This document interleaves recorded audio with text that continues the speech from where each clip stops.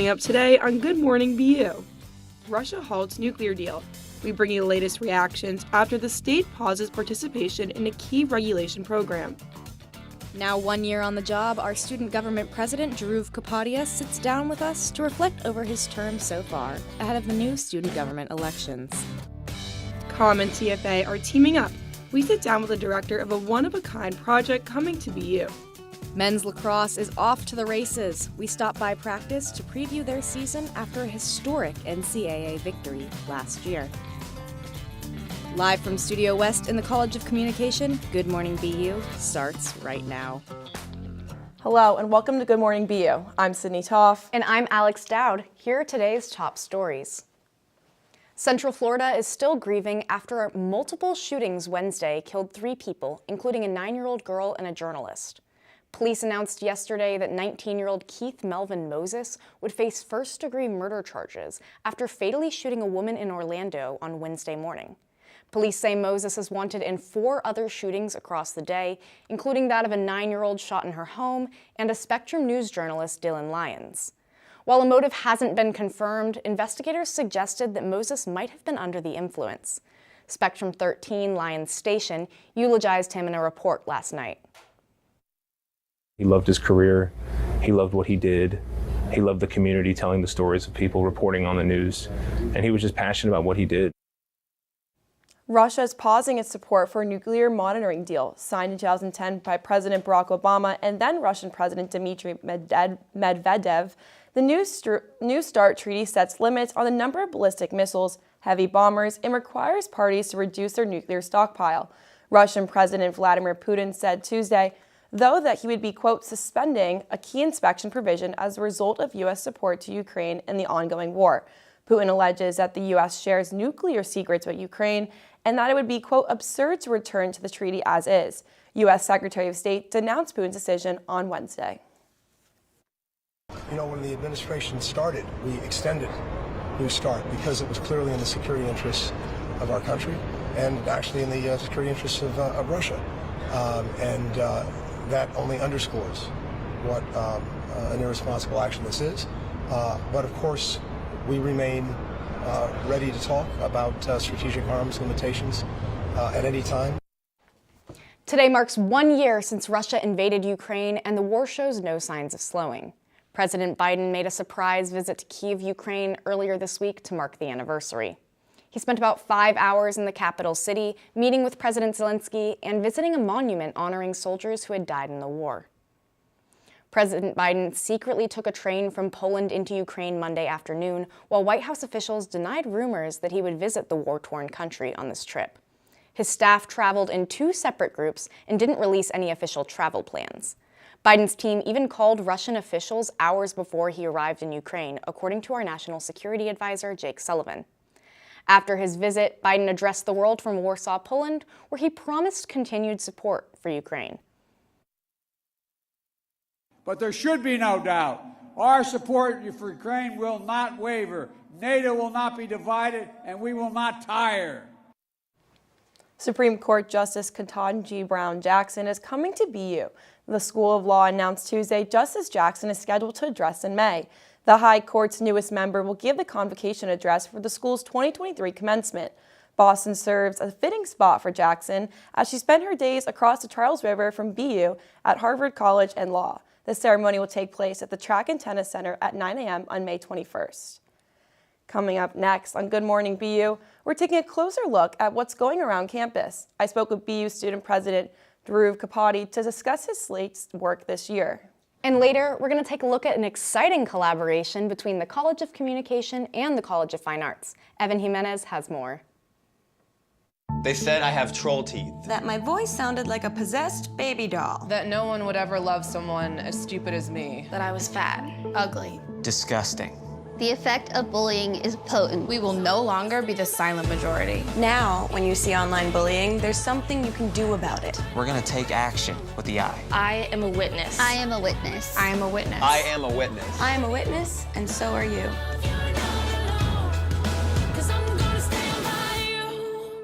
Oh! Checking your fantasy league? Nah, just my 401k statement. Nice. Where'd you find the money for that? I just been saving a little every month. I can't seem to save anything. Well, what about all this? What about the money you're spending? What money? It's gone before I can get my hands on it. I got a pizza for a Todd. Hey, can somebody spot me? When it comes to financial stability, don't get left behind. It's 547. Get tools and tips for saving at feedthepig.org. Hey, Gabby, how you doing? How's the play date and sleepover? Dad, it was great. Awesome. Okay, I'm on my way. Hey, guys, what are you doing? We're going swimming. We're going biking. Yeah! I'll see you in a little bit, guys. I love you. Hi, babe. How was school today? Hi, Dad. It was great. Okay, honey. I'll be home soon. Remember, you're never too far away from your kids to be a dad. Reach out and take a second to check in, because sometimes the smallest moments can have the biggest impact on a child's life. Todd's a great guy. I mean, look at him. What a sweetheart. Attaboy. Wait, Todd, what are you doing? How totally selfish and un-Todd-like of you. Come on, Todd. Come on, man. Welcome back. Student elections are around the corner, but that doesn't mean the current executive slate is slowing down yet. I sat down yesterday with Student Government President Dhruv Kapadia to discuss his reflections on the work done so far in a little under a year in office. I started by asking him about his executive board's communication with students. Yeah, I think communication, especially directly to the student body, it's about prioritizing. For us, we've just generally noticed that a lot of students don't engage with our website. That's not a reason as to why it hasn't been updated. It's just that we've prioritized other means of communication. For example, our Instagram has grown about 1,000 followers since we took office, which is a fairly large deal given that the Instagram has been around for, I believe, 5 or more years. We've seen increased attendance to our different events and initiatives that we've been putting on, and we've also just seen more discourse about student government. More people are in the know. Administration is sort of at a limbo right now, with us currently in the hunt for a new dean of students, and President Brown recently said he's going to retire at the end of this year. Has student government all been asked about either search, and what would you be looking for in a new president and dean of student? I think it's irresponsible of the university not to have student representation on both the presidential search committee and the dean of student search committee. We've pushed for it in multiple meetings with members from the both of those search committees. We've pushed for it with President Brown, with Dean Campbell Foster, and ultimately, it's just not reached a point where we have formal student representation. It's unfortunate. I think they think by having these listening sessions that are open to the entire undergraduate constituency that they're strengthening the student voice. But personally, I think if you put any student leader, they have enough influence and connections to better represent the student body. You told us last year in an interview that you wanted to make student government more legitimate, where students were as invested as the people they elected. Do you think you've achieved that? And how much more do you think we need to move as a student body before we reach this? Over the course of the summer, we worked with Campus Activities Board, which is an event planning organization on campus, and we were able to provide more oversight over some of their budget. We've been able to fund a lot of student organizations that have been underfunded by Allocations Board or need supplemental funding last minute. So some of those criticisms that people have had about student government in the past, they're still true, right? Like, we still struggle to communicate with students. We do still struggle with visibility and legitimacy. Those things will continue to exist. I think we've done more than previous years and previous administrations. And I think that's exactly what we ran on. Great. Well, thank you so much for joining us today. Thank you so much, Sydney.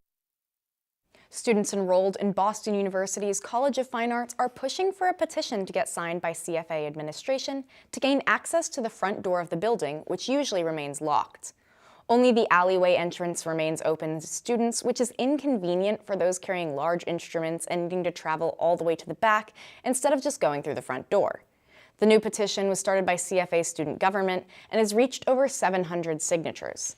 CFA Dean Harvey Young responded to the petition, saying that the alleyway is more efficient and promotes more inclusion because it has no stairs. Still, students continue their protest. College students in Vermont are protesting the decision to completely reshape the school's athletics and library system. 3 Vermont state colleges are slated to combine this summer into one Vermont university, which announced plans to shift to an entirely digital library system. In addition, the university announced that student athletes on its Johnson campus will switch from the NCAA to a lower tier. Students argue that the change would leave them without a valuable educational resource and cause athletes to transfer schools to remain competitive. Faculty and students took to the State House yesterday to protest, while the university insists that the changes are necessary due to budget constraints.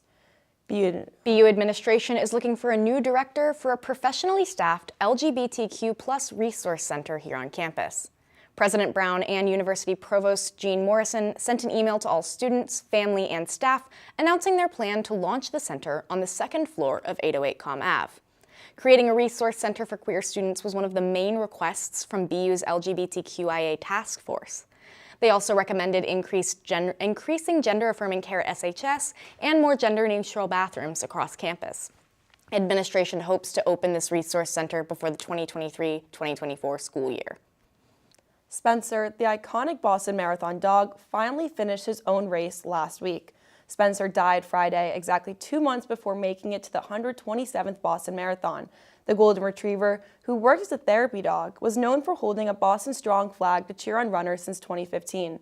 Last year, the Boston Athletic Association named him the official dog of the 126th Boston Marathon for this commitment. Spencer was diagnosed with an inoperable cancer last September after previously surviving cancer and other health issues since 2020. His owners, Rich and Dory Powers, want Spencer to be remembered as a symbol of hope and plan to continue his legacy this year with their other dog, Penny. Coming up next, BU correspondent Evan Jimenez gives us an inside look at an exciting upcoming project on campus. They told me a bottle couldn't dream, that I would never become a superhero.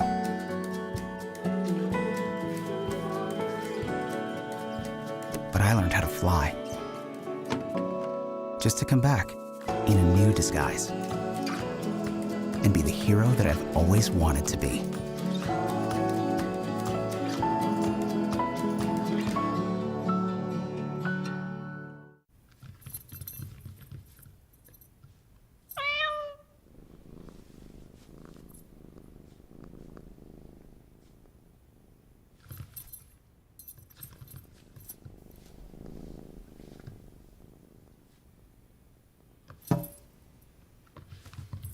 There's a shelter pet who wants to meet you. Meet one today. Visit theshelterpetproject.org. Adopt. Hey, you. Yeah, you. Getting that college education? What are you gonna do? Graduate and take some office job? Be like everybody else? Or will you dare do something different? Like be a teacher. You could be my teacher. You got the skills. The smarts? Yes, you. You could be the teacher I never forget. That'd be cool. Does that corporate job even have recess? What are you gonna make of yourself? What are you gonna make of me?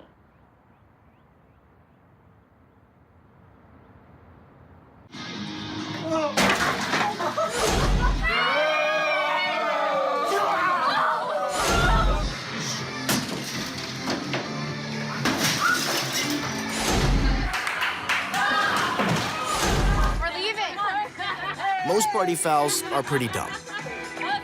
But if you decide to drink and drive underage, you could lose your license and your freedom. Underage drinking and driving.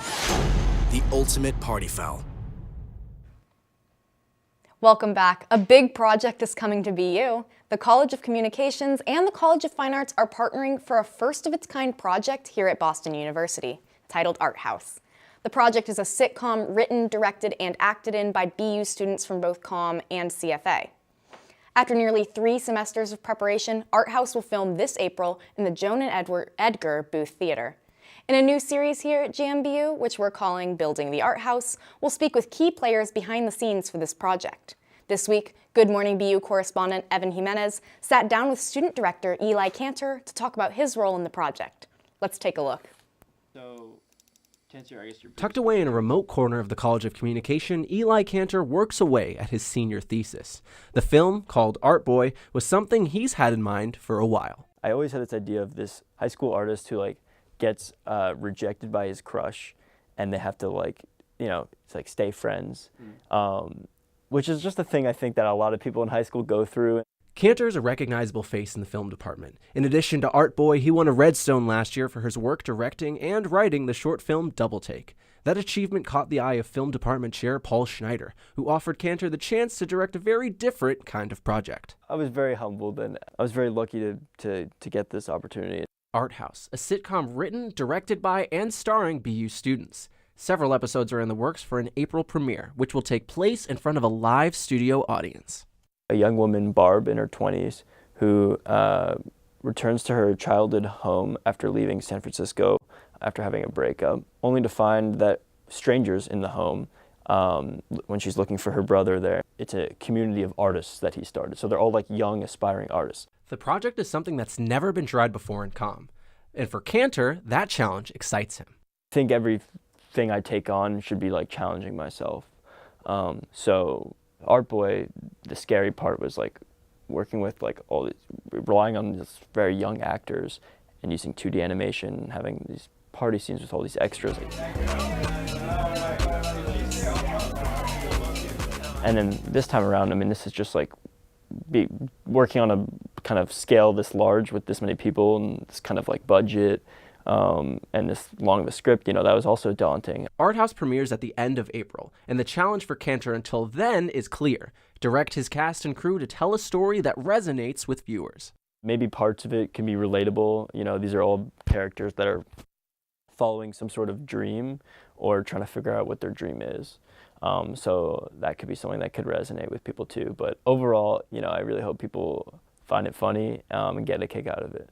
And I think if we can do that, then we will have succeeded.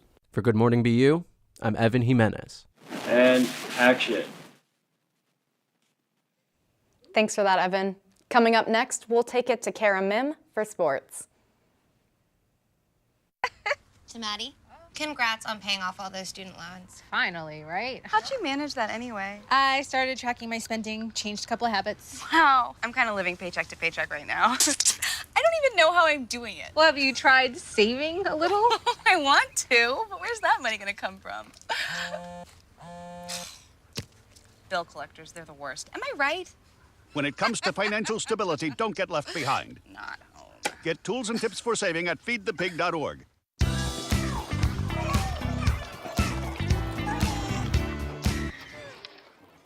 Looks like it's done.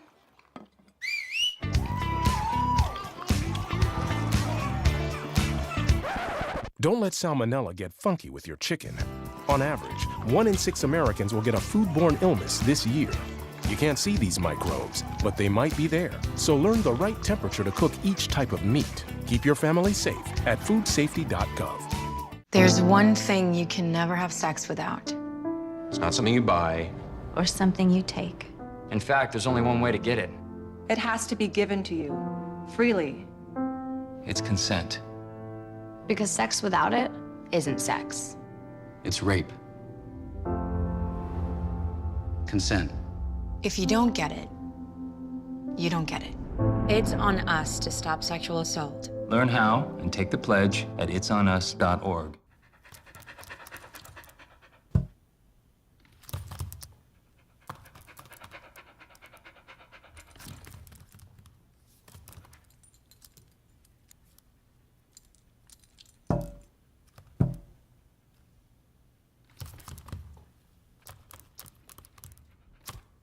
There's a shelter pet who wants to meet you.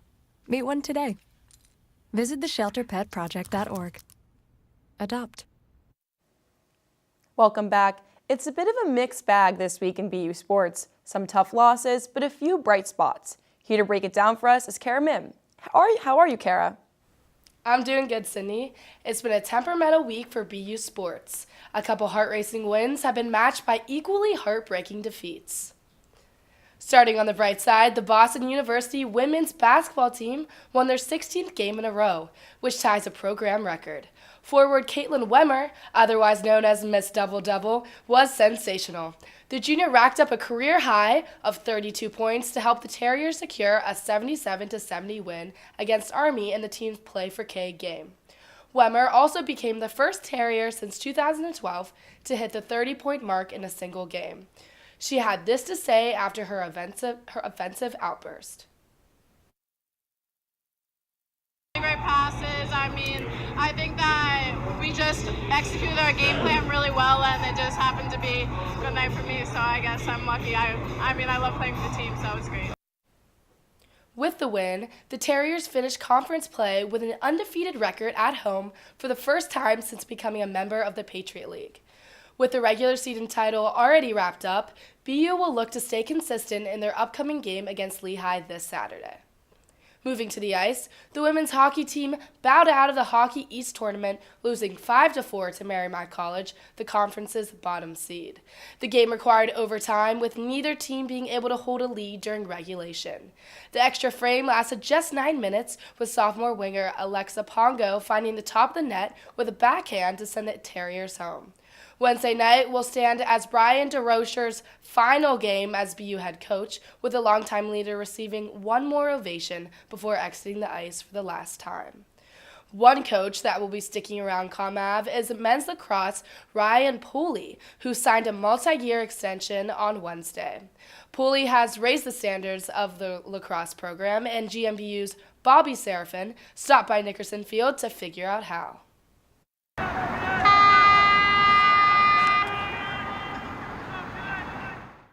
Last season marked a historic year for Boston University men's lacrosse, with the program earning its first ever Patriot League title and NCAA tournament appearance. Established just 9 years ago, the team has come a long way, and that's all thanks to head coach Ryan Pooley. The reigning Patriot League Coach of the Year points to building a culture as his key to success. We want our team to embody being a family. We want them to have accountability. We want them to work hard. We want to have them to compete at the highest level, and then we want to play with the motors. Senior attacker Louis Perfetto admires how everyone has bought into Pauley's system that has turned BU into a powerhouse. He doesn't really rely on just captains or just like seniors. He kind of empowers everyone to be a leader, and everyone has a voice, everyone has influence. Pauley's strong structure has produced a high-powered offense and a stifling defense that's made life extremely difficult for the rest of the Patriot League. The anchor of that defense, senior Roy Meyer, plays as hard as anyone. The Long Stick Middies' 54 turnovers last season led the nation. Roy Meyer picks up the ground ball and another turnover. Meyer acknowledges that his attitude has changed since his freshman season. When we were freshmen, I feel we were kind of going to the games hoping we were going to win and really wishing as an underdog that we could have a chance to disrupt some of these big teams. But as we have grown in confidence, you kind of see the overall landscape of college lacrosse, and it's really any given Saturday is a win or a loss. The Terriers defeated Army in last year's Patriot League final, with Perfetto winning the tournament's MVP. Oh man, Perfetto over the shoulder on the feed from Lay. The attacker was one of 3 Terriers with 30 goals on the season. Perfetto had 4 goals and 9 points to lead the Terriers to Patriot League glory. The attacker said that being part of history means a lot to the now senior class. I think it was something that was preached to us when we were getting recruited here, just the opportunity we had to build this program up from the start, and the heights we could take it to. So I think we really took it to heart, our class and the classes that are all here. Perfetto and the Terriers have started the new season 1-1, but are looking to hit new heights in 2023. From Nickerson Field for Good Morning BU, I'm Bobby Serafin. Thanks, Kara. Coming up next, entertainment correspondent Chloe Adams gives us updates in music and activities around the city. They told me a bottle couldn't dream, that I would never become a superhero.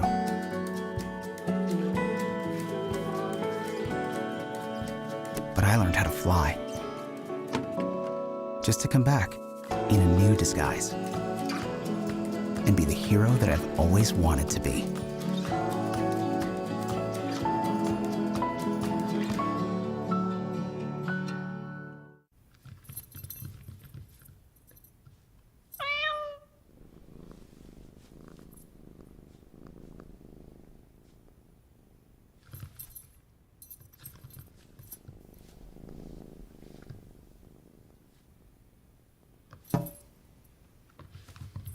There's a shelter pet who wants to meet you. Meet one today. Visit theshelterpetproject.org. Adopt.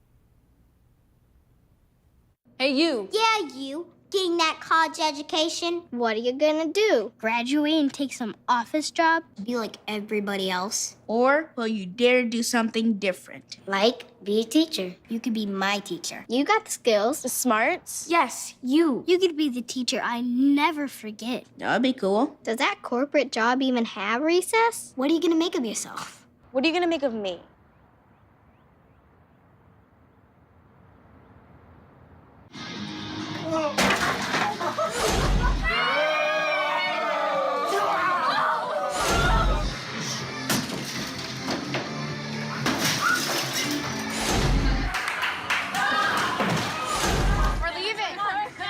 Most party fouls are pretty dumb. But if you decide to drink and drive underage, you could lose your license and your freedom. Underage drinking and driving. The ultimate party foul. Welcome back. So it's been a long week, but luckily Chloe Adams is here with our Terrier Trend Report. Chloe, can you give me a rundown of the weekend? Thanks, Alex. The Valentine's Day spirit lives on this month at Ducati Pizza because the restaurant, located on 289 Causeway Street, is back to offer heart-shaped pizza all throughout February due to popular demand. This pizza serves about 2 people, so go relax and grab someone special to enjoy it with. If you need another way to unwind this weekend, Ice Flow Yoga on Ice is having their final winter session this Sunday. You don't need any experience to attend this free yoga-inspired skating class that will have you learning breath techniques and stretches, all while gliding on the ice. And if you don't own a pair of skates, don't worry, because it'll only cost you $7 to rent out a pair. Lastly, it's been 3 years since Elle King put out new music, but now the X's and O's singer is almost halfway through her tour for her new album. She'll be coming to Boston's Roadrunner with country band Red Clay Strays at 8 p.m. before taking off to Pennsylvania for her next show. King is expected to perform her 2015 hit song X's and O's, along with newer songs like Lucky. If you don't want to miss the show, sites like StubHub and Vivid Seats are still selling some tickets starting around $45, so there's still some time to grab some last-minute tickets. Now back to Sydney and Alex at the desk. Thanks for that, Chloe. That's going to do it for us this week at Good Morning BU. On behalf of all of us here in Studio West, thank you so much for watching. I'm Alex Dowd. And I'm Sydney Topf. Stay safe and have a good weekend.